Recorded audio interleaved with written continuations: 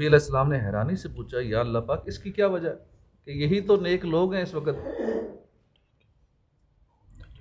دنیا سے بے رغبتی رکھتے ہیں، نیکیوں پر نیکیاں کرے جا رہے ہیں، ان کا انجام ایسا کیوں ہوگا؟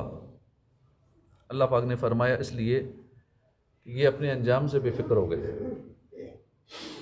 کئی لوگ نا زیادہ نیکیاں کر کر کے وہ سمجھتے ہیں کہ بس ہم جنت میں جائیں گے۔ غور فرمائیے، نیک لوگ ہیں، دنیا سے بے رغبتی رکھنے والے ہیں، ان کے زمانے میں ان جیسا عبادت گزار کوئی نہیں، افسوس ان کا انجام بھیانک ہوا۔ کیوں ہوا؟ اس لیے کہ وہ بے فکر ہو گئے، یہ اپنے انجام کے معاملے میں مطمئن ہو گئے تھے، ان کے دلوں میں یہ احساس آ گیا تھا کہ ہم جس حالت پر ہیں اسی حالت پر رہیں گے، بس ان کا یہ اطمینان، ان کی یہ بے فکری اللہ کی خفیہ تدبیر سے بے خوفی تھی جس کی وجہ سے یہ ہلاک ہو گئے۔ یہ بات ہمیشہ ذہن میں رکھیے، اللہ پاک بہت بے نیاز ہے، وہ چاہے تو کسی مسلمان کو بظاہر چھوٹے سے نیک عمل پر ہی اپنے فضل سے بخش دے، اور اگر چاہے تو بڑی بڑی نیکیوں کے باوجود کسی کو محض ایک چھوٹے سے گناہ پر اپنے عدل سے پکڑ لے۔ وَيَغْفِرُ لِمَن يَشَاءُ وَيُعَذِّبُ مَن يَشَاءُ، تو جسے چاہے گا بخش دے گا، جسے چاہے گا سزا دے گا۔ میاں محمد بخش صاحب نے کتنی پیاری بات کہی ہے، عدل کریں تا تھر تھر کمبر اونچیاں شانہ والے، فضل کریں تا بخشے جاون میں ورگے منہ کالے۔ ہمارے یہاں گناہوں کی تقسیم کاری بھی کی جاتی ہے نا، ایک گناہ صغیرہ ہوتا ہے، ایک چھوٹا ہوتا ہے، دوسرا کبیرہ ہوتا ہے، بڑا گناہ ہوتا ہے۔ یہ تقسیم شریعت نے کی ہے، یہ تقسیم شرعی سزاؤں اور توبہ کے اصولوں کے لحاظ سے ہے۔ مگر ہمارے ہاں کیا ہوتا ہے، یہ ذہن بنے ہوئے ہیں کہ چھوٹا گناہ کر بھی لیں تو کوئی حرج نہیں ہے، چھوٹا گناہ ہے، صغیرہ گناہ ہے، معاذ اللہ۔ یعنی لوگ چھوٹے گناہ کو گویا گناہ ہی نہیں سمجھ رہے ہوتے۔ یاد رکھیے، چنگاری چھوٹی ہو یا بڑی، آگ لگانے کے لیے کافی ہوتی ہے، پورے جنگل کو جلانے کے لیے ایک چھوٹی سی چنگاری کافی ہوتی ہے۔ اس لیے اس چکر میں نہ پڑیں کہ چھوٹا گناہ ہے، وہ بڑا گناہ ہے۔ جو بھی گناہ ہے وہ اللہ کی نافرمانی، اور اللہ کی ہر نافرمانی اس کی ناراضی کا سبب ہے۔ ہو سکتا ہے چھوٹی سی بات پہ ناراض ہو جائے۔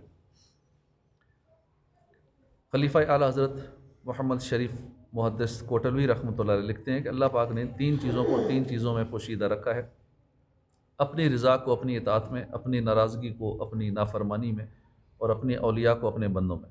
یہ قول لکھنے کے بعد فقیہ اعظم فرماتے ہیں لہٰذا ہر طاعت اور ہر نیکی کو عمل میں لانا چاہیے، کہ معلوم نہیں کس نیکی پر اللہ راضی ہو جائے،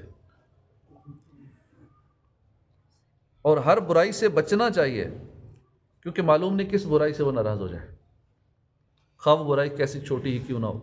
مثلا بغیر اجازت کے کسی کے تنکے سے خلال کر لینا کتنا چھوٹا سا عمل ہے، مگر ممکن ہے کہ اس برائی میں ہی اللہ کی ناراضی چھپی ہوئی ہو، تو ایسی چھوٹی چھوٹی باتوں سے بھی بچنا چاہیے۔ حدیث پاک ایک عورت کو صرف اس لیے بخش دیا گیا کہ اس نے ایک پیاسے کتے کو پانی پلایا تھا۔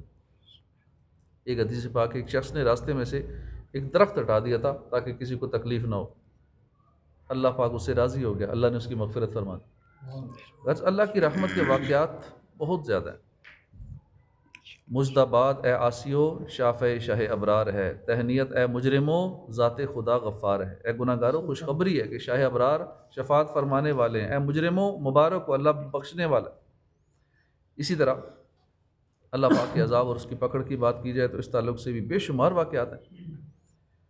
تابعی بزرگ ہیں حضرت عمر بن شرحبیل رحمۃ اللہ علیہ فرماتے ہیں کہ ایک ایسا شخص انتقال کر گیا جس کو لوگ نیک سمجھتے تھے کہ بڑا متقی شخص ہے۔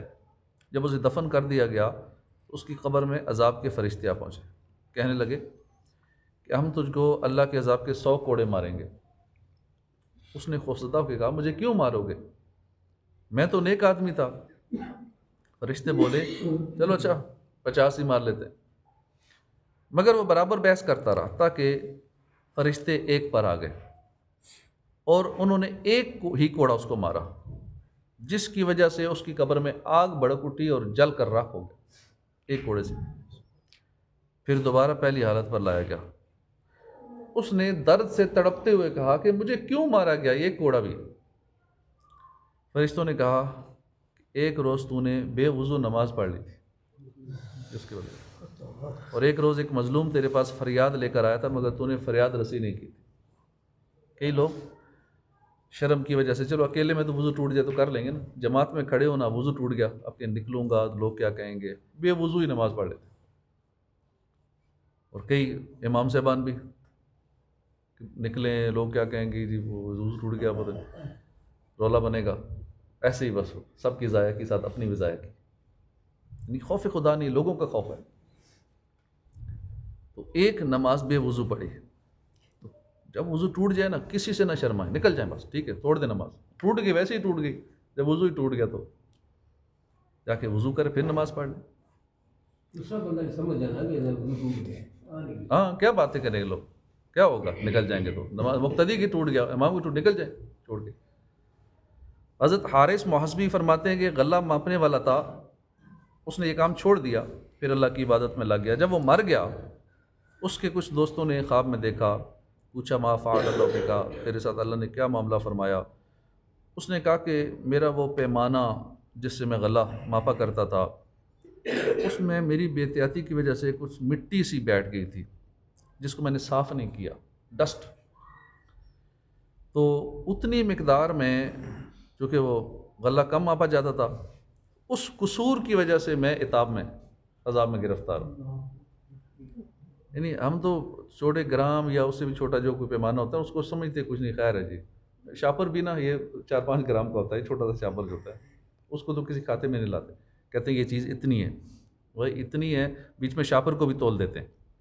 شاپر اوپر رکھا، اوپر چیز ڈالی، اور پتہ نہیں بھی شاپر کا بھی 4 گرام وزن ہے، 5 گرام وزن ہے. بڑا شاپر ہے تو اس کا 10-15 گرام وزن ہے.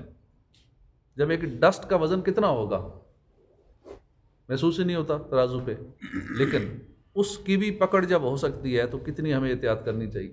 کسی کو جب چیز دیں فالتو دے دیں، ٹھیک ہے اپنا نقصان تھوڑا ہو جائے لیکن فائدہ ہی ہوگا، دنیا میں بھی فائدہ ہوگا آخرت میں بھی فائدہ ہوگا.